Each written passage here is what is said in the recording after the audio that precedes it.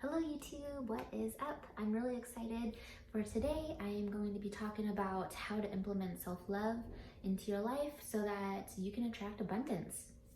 And I have a course right now open for enrollment. It is my Goddess Glow Up Series 5-day guide to an abundant life.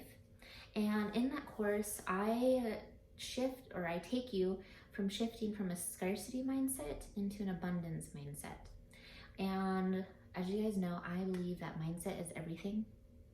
It doesn't matter what skills or tactics you have, it's the mindset that you have that will bring into your life what you desire. And it all stems down to what you believe you are worthy of. And it's all about your beliefs. It's what you believe you're capable of doing. It's what you believe you're worthy of. It all stems down to what you believe is truly for you.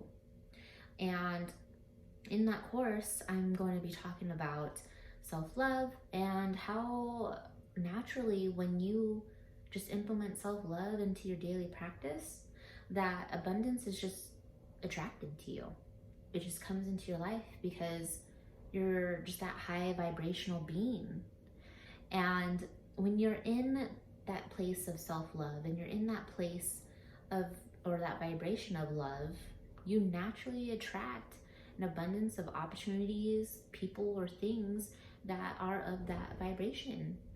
And implementing self-love can be tough especially if I attracted you to this video. You most likely were a people pleaser and you just found that you were able to survive by shifting your identity and shifting who you were to please other people. You always had to do the things the right way, because if you didn't do it the right way, you were afraid that you wouldn't get that love, attention, or validation that you were looking for from a different person. And when you are a people pleaser, and you're relying on a different source for love and attention and that validation instead of yourself, you're like lying. You become depressed because your soul becomes unaligned with who you actually are. And you start morphing into this image of what you think people want to see from you versus you just actually being you. And you think you're just being yourself. A lot of the times you're just like, well, I am myself. But do you do things that you like anymore? Do you take the time to really get to know yourself and allow yourself to do the inner healing that you need to do? Or are you too busy for yourself? You're too busy doing other things for other people because you want to make sure that you're pleasing them, making sure that you're keeping your word to your commitments. Because if you don't, you won't get that love and the attention that you're looking for. And when you're searching for that thing out of you, it's sort of like you're trying to control the outcome, or you're controlling the outcome of what's to happen. If I give this person this much time, this much energy, this much of myself, then I will receive that back. I will receive that love that I'm looking for. I'll receive that attention that I'm looking for.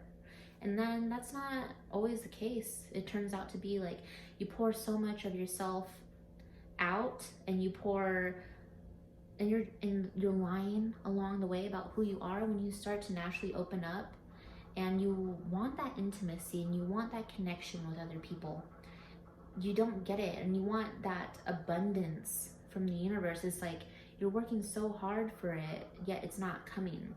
And it's because you're working out of a place of fear. And that's what the scarcity mindset is. You're working out of a place of fear. You're fearing that you're not going to get that love. You're not going to get the money. There's not enough for you.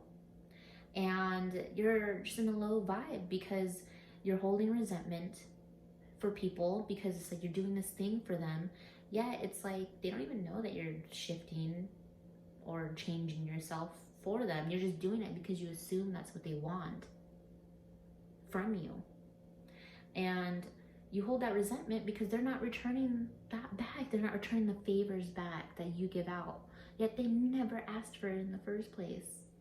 And you probably attracted people who are the same way, who are emotionally unavailable and who have masks on just like you.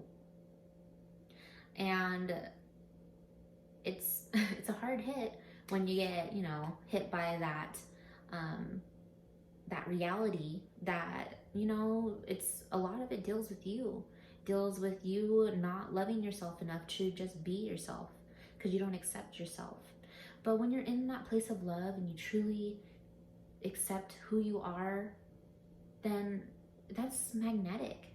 Like, things are just attracted to you. That higher vibration, those, again, opportunities, things, people are just naturally attracted to you when you're just yourself, when you give yourself that self-love and that self-care. And you have to be abundant first within yourself first to attract that abundance. You have to already be just abundant. It is be, do, have. Or in this case, on the camera, sorry. It is be, do, have. And when you be it, you just do the things that identifies with that, and then you will have it. It's a vibration thing. Like attracts like. And when you are abundant, and I always think of Oprah Winfrey when I think about abundance and how she helped me sort of shift from a scarcity mindset into an abundant mindset. And that was when she said that her cup is overflowing. She had to get to a place where her cup was overflowing, and within that cup and within that overflow, she was able to give to others. It was in the overflow that she was able to give. When your cup is drained, it's drained, and you're tired, and you're exhausted, and you have nothing to give. But when you're coming from a place of abundance, and you're giving from a place of abundance, and when you prioritize yourself, and you fill up your cup, and then you fill it up so much that it overflows, that's when you're able to give genuinely to other people. They're like, yeah, you might be, again, track to you to this video, light worker. You're a light worker. You want to give, you want to help, you want to heal. But you can't do that when you don't take care of yourself, when you don't love yourself. And this is a little exercise that I have my clients do, and that I just tell everyone to start doing, because it helps you take the little bit of time to actually start and to initiate that self-love. And I still do this, especially one day. And this is mornings with my son, hectic mornings, but typically in the shower, I will go into the shower and I will just sit there and breathe. Well, not sit there, I'll stand there and breathe, and the water's cleansing my energy field, my energetic field, allowing it to flow down my body and into the drain, recycled back into the universe. All of the energy that I just need to let go, whatever's making me feel drained, whatever I need to release, goes down the drain. And then I start envisioning a light, this healing light that I breathe in, and I envision it swirling all around, healing every cell of my body. And then when I breathe out, it's everything I need to release and let go. And then the water comes and it rushes it down the drain to be recycled. And I do this for a few breaths, and I just envision it, and I put my hand on my heart space. And while I put my hand on my heart space, I like to envision pink. You can envision green if you want to. A pink or greenish hue of a light coming out of you from breathing in the light and breathing it out. And I just envision my heart space swirling in a clockwise position, emanating and getting brighter and brighter with each breath. And the more I release and let go, it becomes brighter and brighter. And I just start to feel this warmth. It could be the shower, but you know what I mean. This warmth and within my heart space. And I see that as love. And I allow myself to just be love. Allow myself to love and be in that space of love for as long as I need to.